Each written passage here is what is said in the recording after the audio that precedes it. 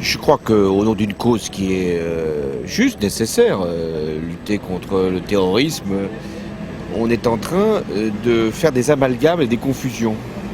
C'est-à-dire que celui qui n'est plus dans la norme, qui peut avoir un comportement déviant, qui peut parfois même être au-delà de la loi, peut être assimilé à un terroriste, ce qui, là, est une atteinte grave aux libertés. Pourquoi on fait ça? Pourquoi le pouvoir politique fait ça selon vous? Je crois qu'il y a d'abord une espèce de mouvement politique, c'est-à-dire de donner le sentiment qu'il y a une menace et que le pouvoir y répond. Donc il y a une intention politique qui est... Ils inventeraient la menace alors?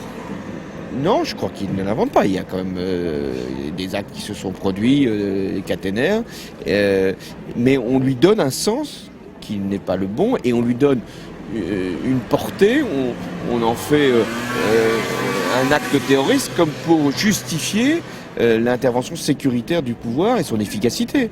Et puis deuxièmement, il y a une forme de dérive sécuritaire qui justifie des lois sans cesse plus répressives au nom d'une menace qui parfois est réelle et parfois, on le voit bien, est virtuelle, voire même inexistante. Vous avez quand même dit que, d'une certaine manière, le pouvoir politique pourrait favoriser la qualification d'actes répréhensibles mais, en actes terroristes pourquoi? Pour que la population se sente en sécurité avec ce gouvernement?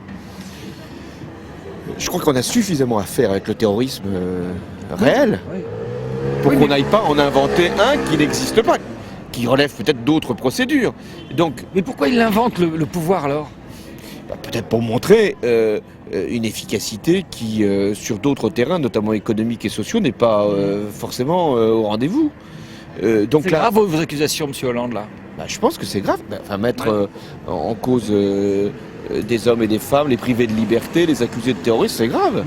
L'erreur, à mon avis, qui a été commise par la ministre de l'Intérieur, a été de théoriser, à partir de je ne sais quel livre ou je ne sais quel comportement ou de réseau supposé, de théoriser l'existence d'une gauche ultra-gauche, dont il faudrait absolument mettre hors d'état de nuire ces prétendus doctrinaires ou exécutants.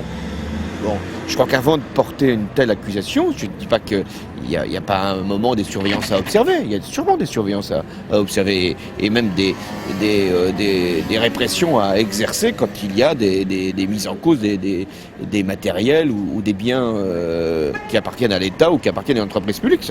Il faut que les choses se fassent. Mais de là à imaginer un scénario où le terrorisme serait là, présent, dans le cœur même de nos villages, je pense que là, il y a eu une dérive. Alors, la ministre de l'Intérieur, si maintenant les procédures démontrent que ces jeunes ne sont pour rien, y compris pour les actes dont on les a supposés coupables, alors là, je pense qu'il faudra des excuses de la part du ministre de l'Intérieur.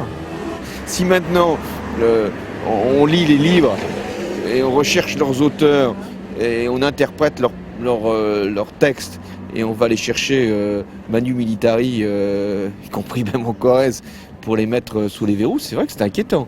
Faites attention à ce que vous allez imprimer, diffuser, on ne sait jamais, vous pouvez y passer aussi. Et c'est ça d'ailleurs qui est troublant dans cette affaire de Tarnac, c'est qu'on se dit... Vous êtes inquiet, vous? Parce que... On ne sait jamais. Qu'est-ce qui peut se produire moi je ne crois pas que mes textes encore m'exposent, mais quelqu'un qui... La littérature est pleine quelquefois de délire d'ailleurs, mais on commence à lire ces textes, à supposer que cette fiction devienne peut-être une incitation au passage à l'acte, et qu'on peut se retrouver là comme ça, mis au fer. C'est vrai que c'est assez troublant. Vous avez l'air en forme, vous êtes souriant et puis vous êtes clair là, je trouve, ce soir. Je vous remercie, M. Hollande. Plus que pour le Parti Socialiste, c'est vous. À bientôt. Salut. Allez, je filme. Au revoir. À bientôt. Alors, la prochaine, oui, on se voit, c'est dans votre bureau, comme on avait dit.